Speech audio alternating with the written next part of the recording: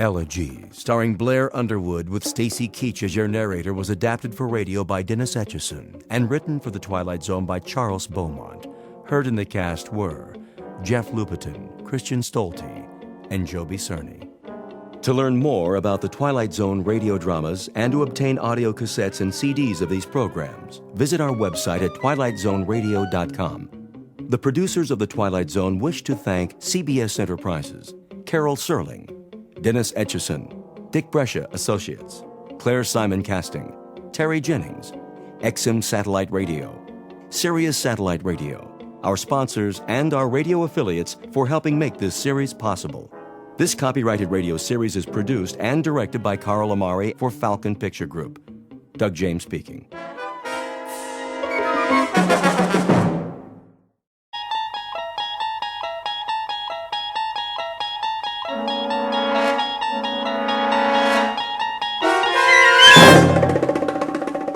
There is a fifth dimension beyond that which is known to man.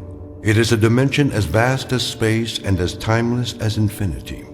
It is the middle ground between light and shadow, and it lies between the pit of man's fears and the summit of his knowledge. This is the dimension of imagination. It is an area which we call the Twilight Zone.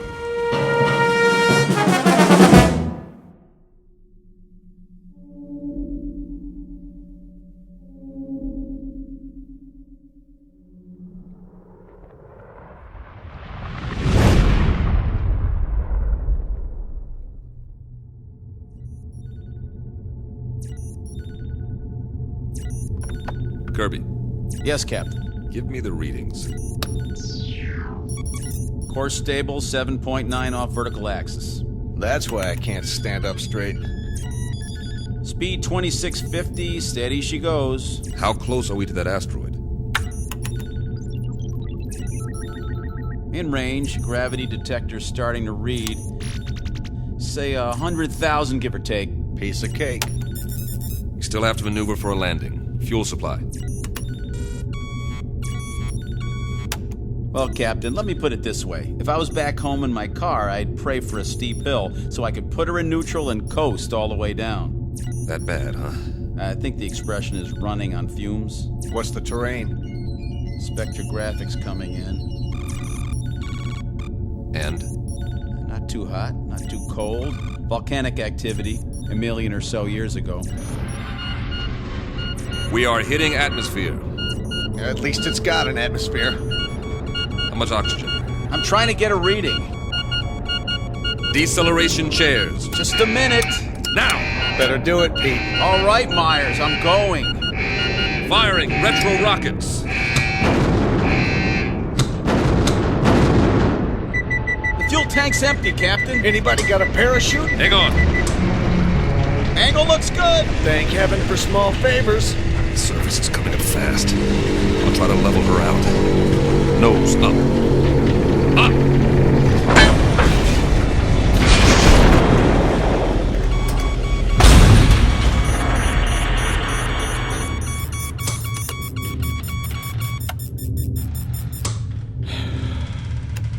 Nobody say anything. I want to remember this magic moment. Oh. Ooh. Everything seems to be in one piece, except for the communications module. And it sounds like we damaged the tail assembly. Instruments are still working. How's the atmosphere? Take a reading. 20.95 parts oxygen. Yeah, right. 78.09 parts nitrogen. That's impossible. I don't get it. That's air. Don't look a gift horse in the chops. Gravity? 1 unit to 0.99. Are you sure? See for yourself, Captain. I don't believe it. You got something better to believe, Myers? But that's incredible. Conditions identical to Earth, and yet we're 655 million miles away from Earth. Let's get the airlock open. Hold up, Pete. What for? I'm sick of breathing recirculated air, eating freeze-dried tofu, and we're almost out of that. The instruments could be wrong. What's the difference? We aren't going anywhere for a while. Can't even radio for help till we fix the module. The man has a point.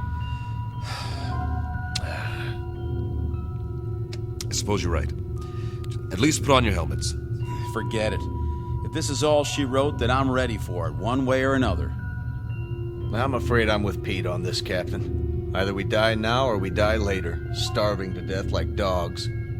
All right, open it. Now, this isn't an order, but I'd recommend everyone take a very deep breath.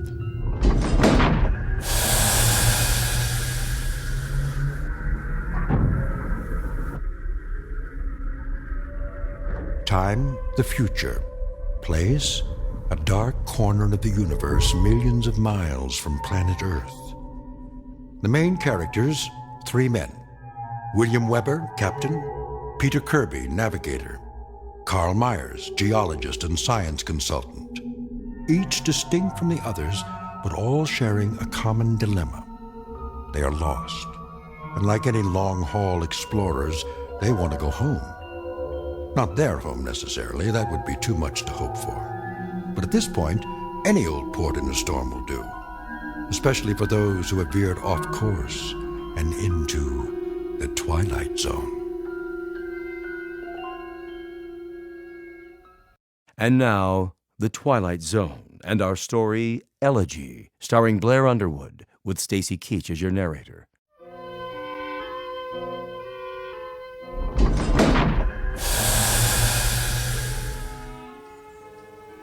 Captain's notes.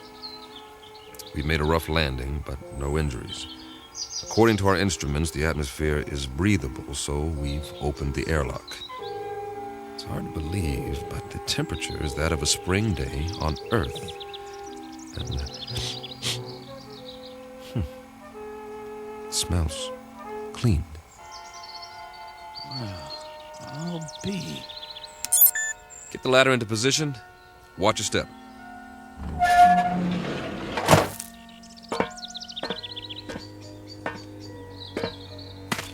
How many miles did you say we were from Earth? Too many. Time for a reality check. You see the same thing I see, Captain? What do you see?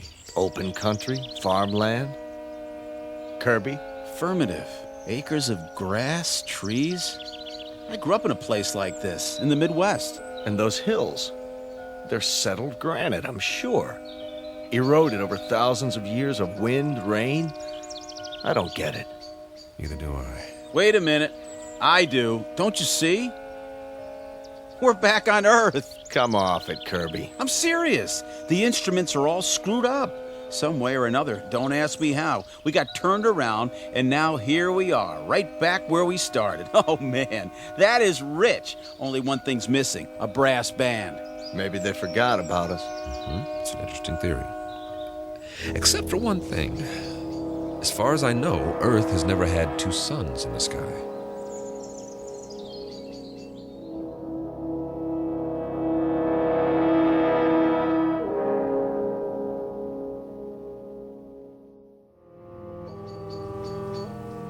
You're right. But the temperature's perfect. That means they're smaller than our sun. Added together, they put out just enough energy to duplicate conditions on our own planet, including evolution. And the people learned to build farmhouses exactly like ours. What? If that's not a barn over there painted red, then it's a pretty good imitation of one. What in the name of... Better check it out. Be careful, men. We don't know what we're dealing with yet.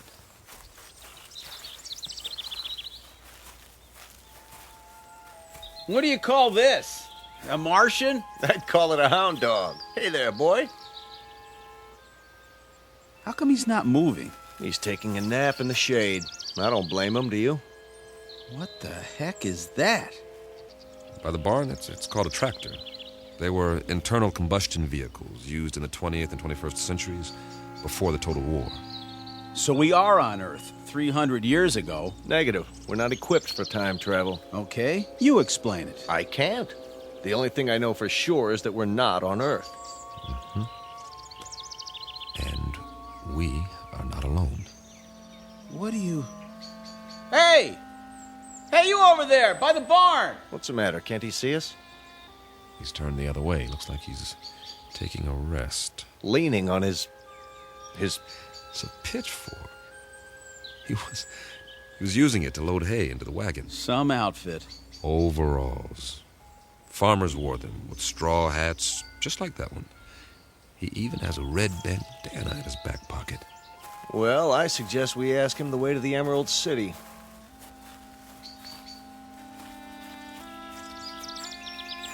Excuse me, sir.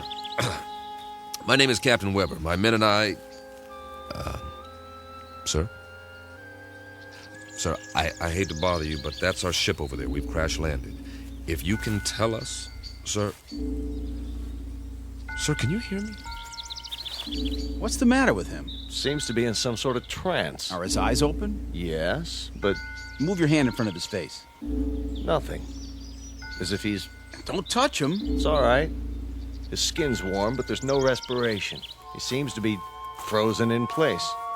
Well, let's move on. Say that again. This is giving me the creeps. We'll recon the surrounding area. There may be others.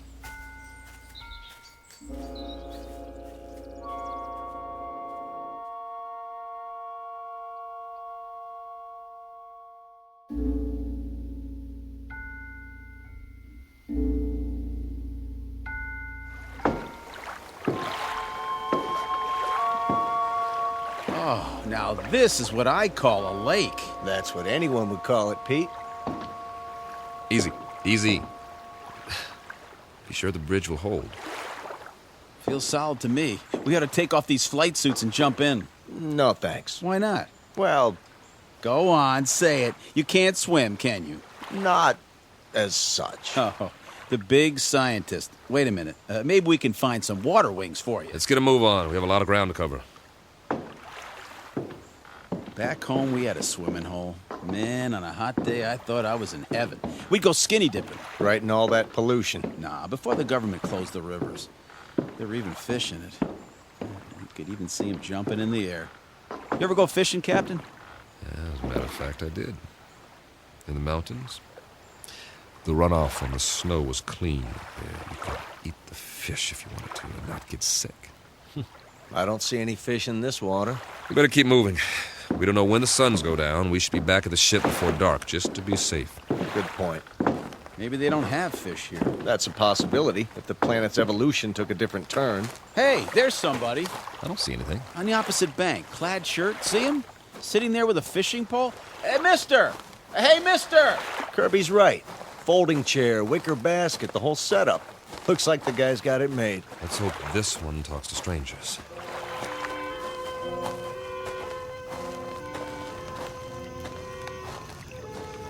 Hi there, fella. How's it going? Fish biting today? Mum's the word, huh? Let me try. Sorry to bother you, sir, but you might say we're lost. If you could give us directions to the nearest town. Don't waste your breath. This one's a stiff, too. Maybe he's asleep. If he is, he's done well for himself. This basket is called a creel, and it's full of fish, quite a haul. Fresh? Smells like it. Hold on. Is that a bottle of beer next to him? It is indeed. Only it's empty.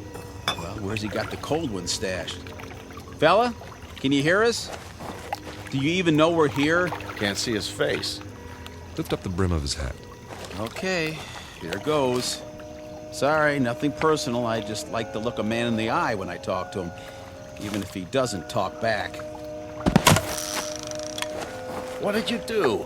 Nothing, just barely touched him and he fell over. Well, at least we know he's not a statue. No pulse, like the farmer. But his skin feels real. Sit him up again, exactly the way we found him. I get it. Get what? He's off the clock. Way off. What's that supposed to mean? Pete and I used to joke about it in flight school. Now, there are 24 hours in a day, but sometimes that's not enough. You're not kidding. All my life, I've wanted extra time to read a book, write a novel. Or go fishing, spend some time in the country, meet a girl and get married, or just take a nap for crying out loud. But I was too busy. We all were. So the only answer is to fit some extra hours into the day. Hours that don't show up on the clock. That don't count. I don't see... Look at it like this. What if you could stop time? For a few minutes or a few hours? At least as far as everybody else is concerned. Think of what you could do.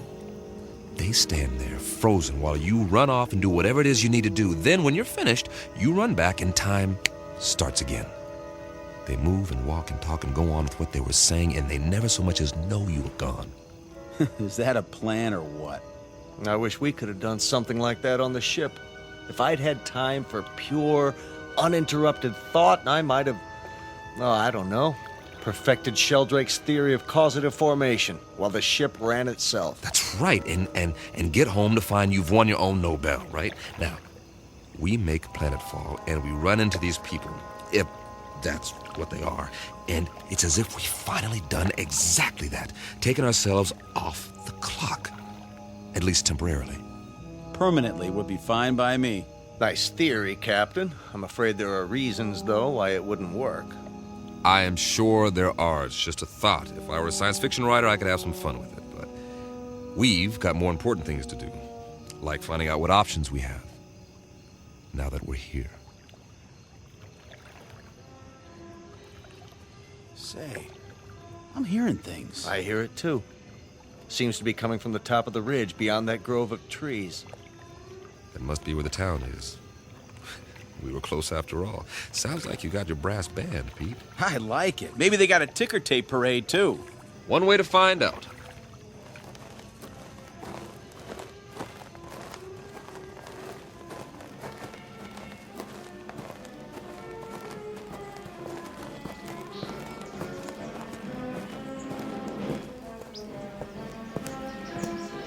Captain's Journal.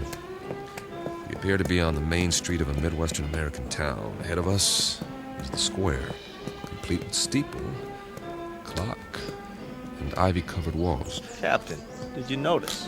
What's that? There are no hands on the clock. Duly noted. The music's louder. I hope this recorder can pick it up. Sounds like a Sousa march. There's a bandstand, flags, bunting, and a sign that says, Inauguration Ceremony. Welcome, Mayor Finch. The musicians are all in uniform. Just one thing. They're not really playing. Kirby's right. Nobody's moving. Not even Mayor Finch. He's holding a silk hat. A photographer's in front of the crowd about to take his picture, but nothing's happening. It's like a movie set with 100 extras all waiting for someone to yell action. The question is, who's directing? I'm going to look around. Weber out.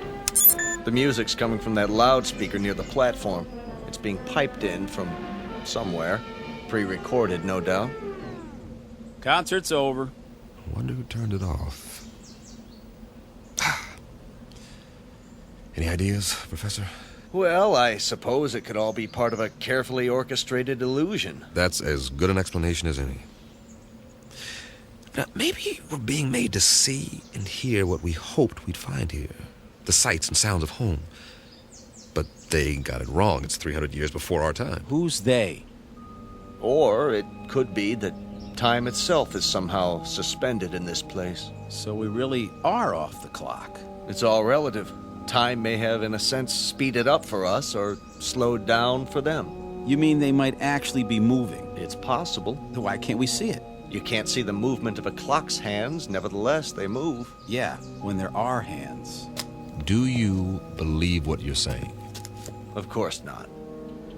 Hey, everybody. Sir, ma'am, what's the matter with you people? Are we invisible or something? Don't take it personally. By the looks of them, they don't see anything. They might as well be statues. But they're not statues. Here, feel one. You, sir, shake hands with the captain. See what I mean? They feel like flesh and blood. Yeah, Kirby's right. More of the same. Whoever, or whatever, is responsible, they've created a perfect imitation of the real thing all over this asteroid.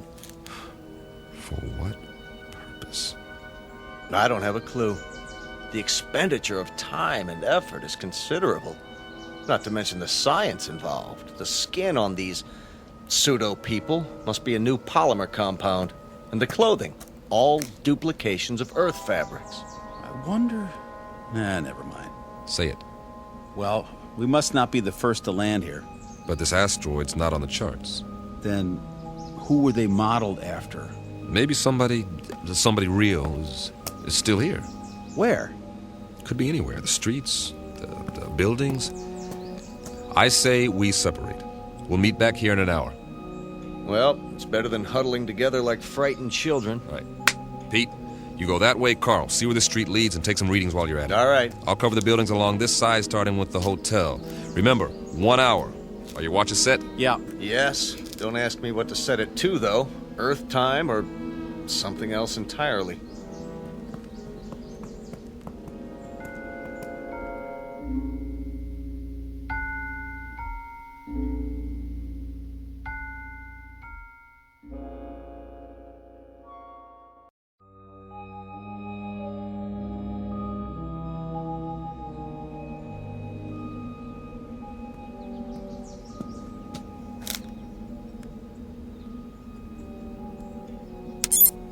Captain's notes.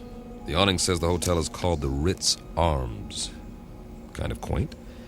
It would be considered ritzy, I guess, in a small town. Glass front. Nothing moving inside that I can see.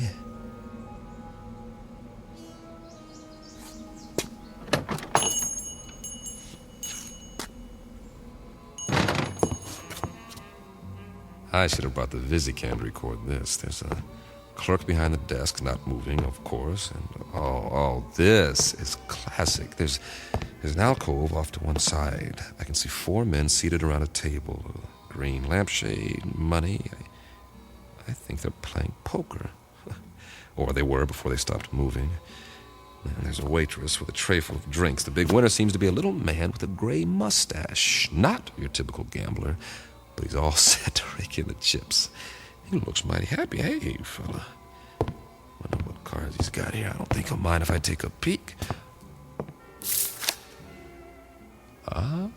4 big, beautiful aces. Nice work. Oh, hold on. If I'm not mistaken, that's a waltz coming from upstairs.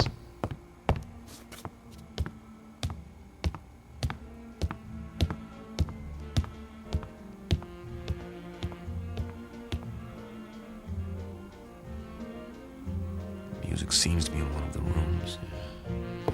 Hello? Hello? Anybody here?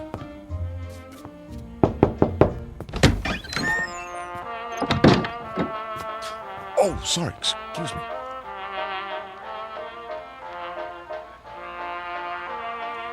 This room is definitely occupied. There's a candlelit table, I see an ice bucket, and a bottle of champagne. The music is canned. The couple is posed in a slow dance. She has a rose in her teeth, and he's got her bent back in a dip, kissing her throat. But what is she doing with him? A short, ugly man. Looks like he's never had a girlfriend in his life. But she's a real beauty. I don't know what's going on here, but I'm beginning to see a pattern. The theme seems to be dreams really can come true. But whose dreams? Who's fulfilling them? For what purpose?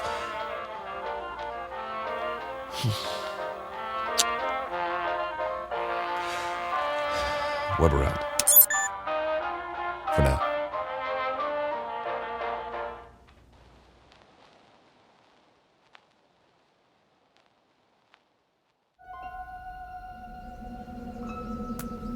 Find anything? Nope. At least nothing that moves. Pete?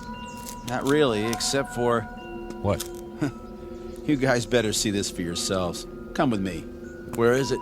Just around the corner. You're not going to believe this, but I think it's what they called a carnival.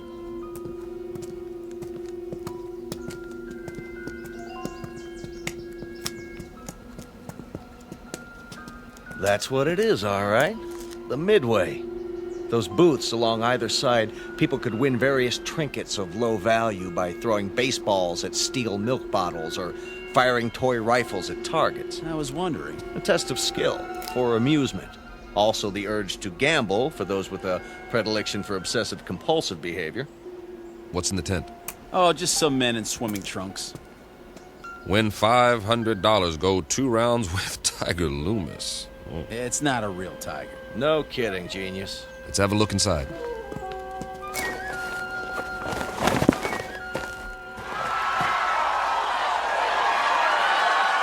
That must be Tiger with the stripes on his trunks. Yeah, the one lying down in the ring. Boy, some crowd, huh?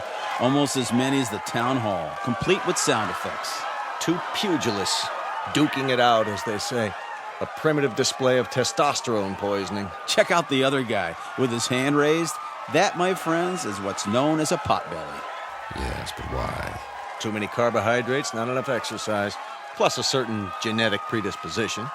But why would he be the one who wins? Must have been a lucky punch. Looks like old Tiger's down for the count. Interesting.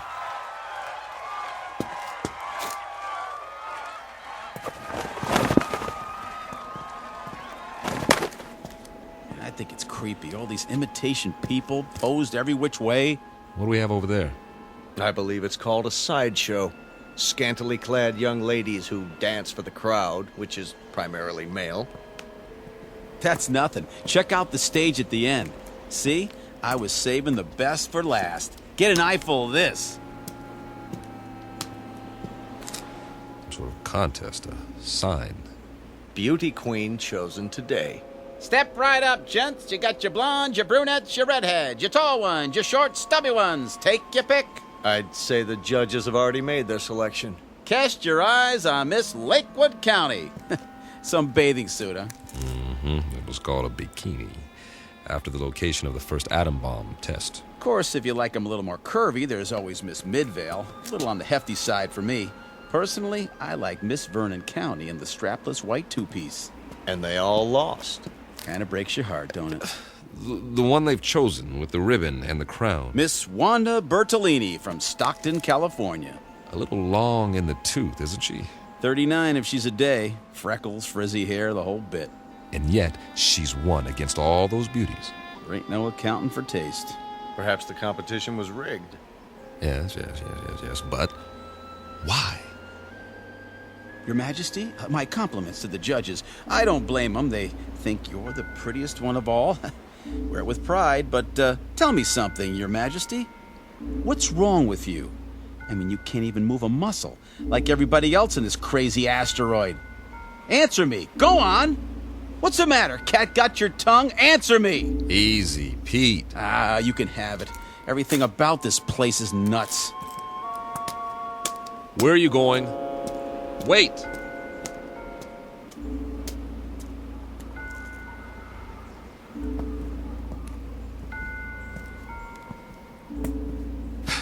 Now, Pete, don't let it get to you. None of us knows what's going on. But until we figure it out... I'm sorry, all right? But you know how long we've been on that ship? Now we sit down and what do we find? We all feel the same way. Sure we do. But it's like somebody's trying to trick us into something or drive us batty. Something that doesn't even think like us. But it's got our number. Oh, yeah. Let me tell you. You've got to pull yourself together. I'm pulling, all right? But if we just had some idea, some clue about what the deal is here in this crummy place. How are you fixed for ideas, Carl? I don't really have a theory yet. Of course, it's highly improbable, but... So is the fact that we're here. Come on. Any theory is better than none. Well, I've begun to think that all of this, it just might be some sort of museum. Come again, Professor? We're millions of miles from Earth. It's possible that the inhabitants of this planet, whoever they are or were, developed a very advanced technology. Let's say they had a super powerful scanning device based on some new principle. Over the years, they observed Earth and decided to build replicas of what they observed. Perhaps they even took specimens to use as models. That would explain the accounts of alien abductions. If that's true, where are these inhabitants now? Gone, perhaps, having moved on and left all this behind. They could be in hiding. Then we'd better explore the rest of it. Or as much as we can in one day. At least they had taste. Take the residential street we're on now. It's right out of the late 19th century. Old-growth trees, Victorian houses. Why this era? Why any of it? It must have interested them. Though for what practical purpose, I can't imagine. Maybe just to please themselves. This is the way it was on Earth a few centuries ago. I've seen pictures, the streets, the houses, everything laid out so peacefully. You guys like it here? I would, if I knew it was real. If I could be sure it wasn't all going to vanish in a puff of pink smoke. It's an okay place to visit, but I wouldn't want to live here. Well, you better get used to it. This is going to be home for a while. Charming. Which one? The largest house, there across the street. Well, that one's a mansion. Isn't it lovely? Think of the freedom, the space to move about. You want it, it's yours. Yes, that's true, isn't it? Why not? I don't think anyone will mind, least of all the old fella in the chair on the porch. Another stiff. It's actually quite realistic, the way they've got him sitting there reading the paper. What's the date on the front page? Hey there, old-timer. You don't care if we look around, do you? Check out the inside. Not at all, gentlemen. You are most welcome.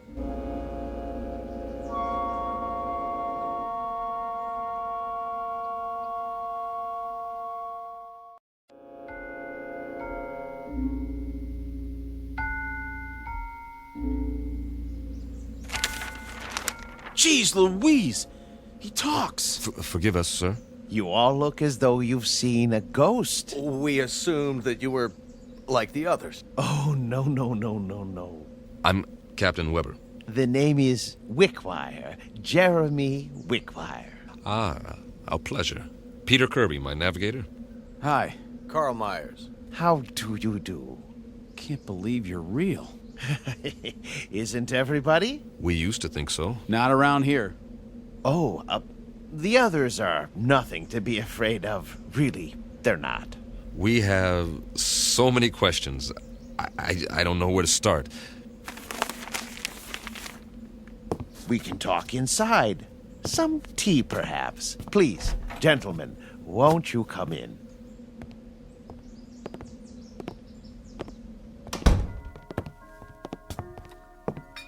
One lump or two? Oh, don't go to any trouble. It's better than what we're used to. Believe me. I don't know about you, Captain, but I must have my tea this time of day. I wouldn't feel complete without it. Oh, it tastes great. Nice and hot. Beats the heck out of that tang. I'll say. A remarkable collection of artifacts you have here. Artifacts? The oriental rugs, the tapestries, all this furniture. I've never seen anything to compare. It provides a certain level of comfort. Must have cost you a fortune. Oh, not me personally. We had it built for a Mr. Let me see, Jenkinson, I believe it was. You mean the pieces aren't antiques? Oh, heavens no. They were made to the client's specifications. At the last moment, however, he changed his mind, decided he really wanted to be a knight in shining armor. So now he's over in the medieval section, slaying a dragon. Then there's more that we haven't seen. Dear me, yes, we have many sections. Rome, Egypt, the Wild West. But the one we're in right now is very popular. It represents a period when creature comforts were most abundant, before peace in the world became impossible. By the world, you mean? Earth. Mr. Wickwire. I don't know where to begin. You see, we are from Earth. Yes, of course. We were on a routine geological flight in search of ore to be mined. We ran into a meteor storm and, it knocked out some of our equipment and put us off course. That was 6 months ago. Really? That long? Feels a lot longer, believe me. Please, go on. We saw this asteroid and landed as well as we could. But there's no more fuel. We're going to have to stay here until we can repair the communications module and signal for help. They'll think our ship was destroyed without an SOS beacon. I see. Then you're not from the Glades. The what? I've been expecting them. I'm due for a delivery. From Earth? May I ask a question about the Earth? Did they, by any chance, have that atomic war? Not as such. A cluster of smaller wars almost simultaneously. Most of the Earth's surface was destroyed. We're still picking up the pieces. Oh, dear me, that is bad news. More tea, gentlemen. Mr. Wickwire, explain some things to us before we go out of our minds. Certainly, but you do look hungry. And you can say that again. Let me fix us a light lunch first, Then we'll talk.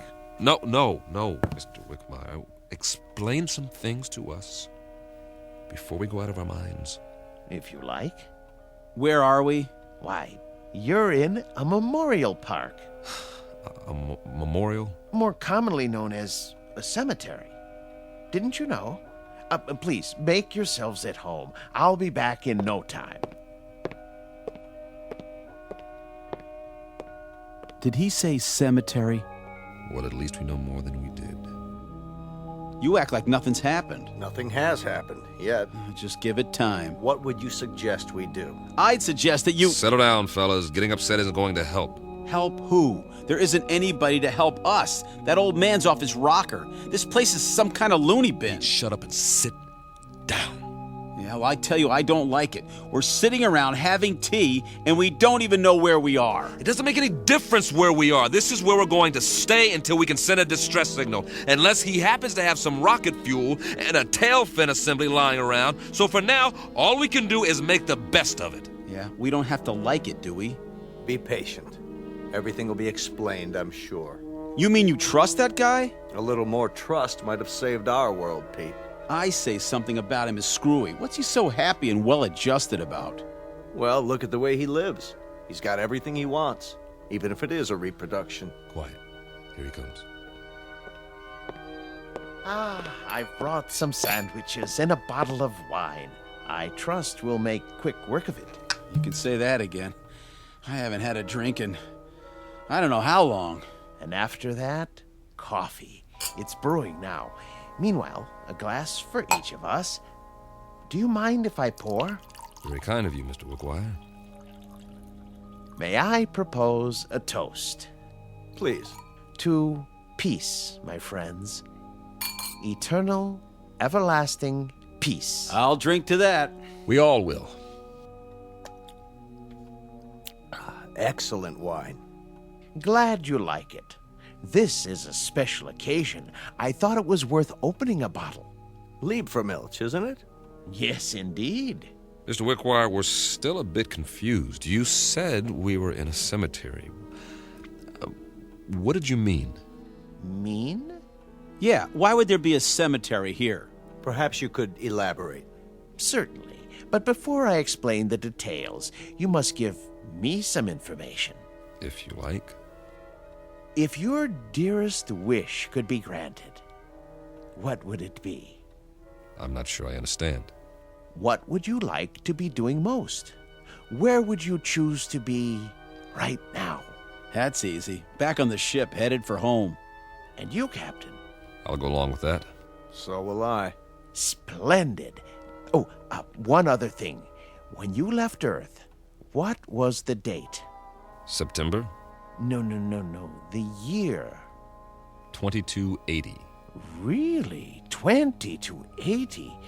When you arrived, I thought you were the men from Happy Glades, but you couldn't be. We're still not following you. What's Happy Glades? The world's greatest mortuary. At least, it used to be. The management hit upon this scheme as a service to the few who could afford it. The scheme being... Why, this little asteroid. Moriarty bought it and paid well to keep it off the maps. For what reason? Simple, really. You see, the plan was to recreate conditions in which the dearly departed would be most happy. A favorite setting, a desired event. For example, if one had always wanted to be elected mayor, he'd achieve his ambition here for all eternity. So those people outside, they're all... Oh, not all of them. Just the select few. The rest are imitations. Simulacra, we call them, for effect. In other words, this is the place where your dreams come true after you've stopped dreaming. Yes, that might be a way of putting it. Very good. But a cemetery in the middle of space? Your boss, Moriarty, he could have bought a piece of property anywhere, in the desert, say, away from everything. Oh, no, you don't understand at all. Happy Glades promises eternal peace, everlasting peace. You couldn't have that on Earth, now could you? Especially with the wars you've described. He has a point. Let's finish the wine, shall we? It doesn't keep well once it's opened. Thank you. Cheers. Would you like some music? What kind? A somewhat limited repertoire, but there are all kinds of pieces for the player piano, popular, classical. Classical might be nice. Ah, yes, something soothing to fit the mood. Mozart or Brahms.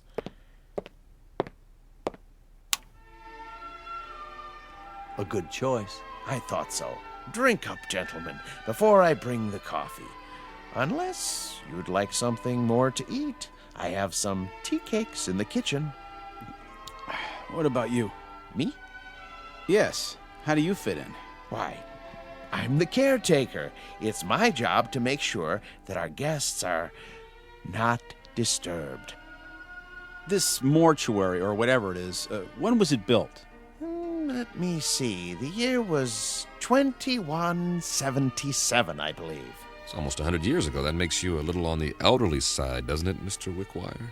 Oh, you force me to an embarrassing admission. You see, I'm not actually human. When you're gone, I'll go back to sleep, as it were, until I'm needed again. I go on and off, like a machine. You understand now? Sure. Nothing complicated about that. He goes on and off. I've apparently been turned off for several decades. One thing, Mr. Wickwire, we're not going anywhere. We can't. We're staying here, at least for the time being. Yes, I know. You said something about when we're gone. Oh, a figure of speech, Captain. I meant departed. Gone on, as it were. Jim, you know what he's saying. What's the matter, Carl? You're pale. And you're perspiring. What in the... Something wrong with the wine. The old man. He didn't drink any of his. You're right. Why? Why didn't you, Wickwire? I told you not to trust him. I told you. Oh, he's poisoned us. We meant you no harm. I realize that, and I'm sorry. Truly I am.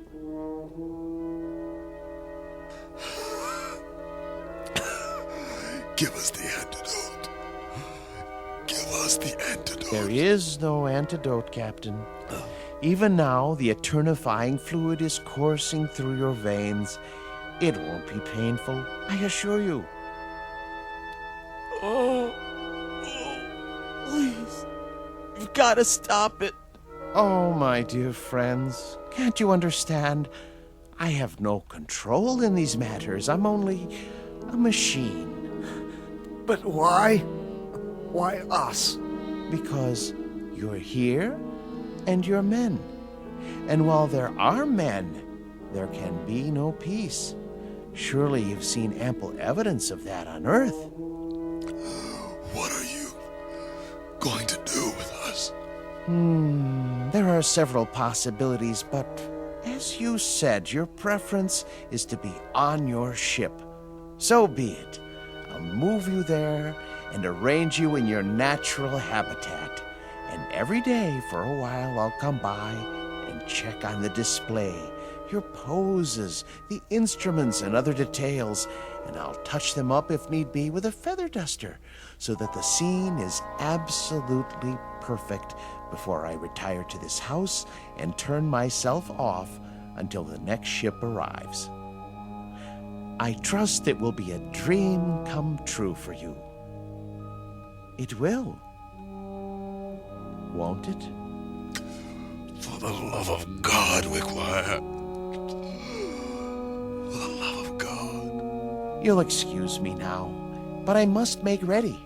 Oh, and gentlemen, I do most sincerely wish that you rest in peace. Captain. Goodbye, Captain. Easy, Carl. Easy, Carl. Don't fight it. It'll only work faster. Bill, I'm scared. Try not to be beat. I'll be with you. Be back on the ship soon. For all eternity. See you over there.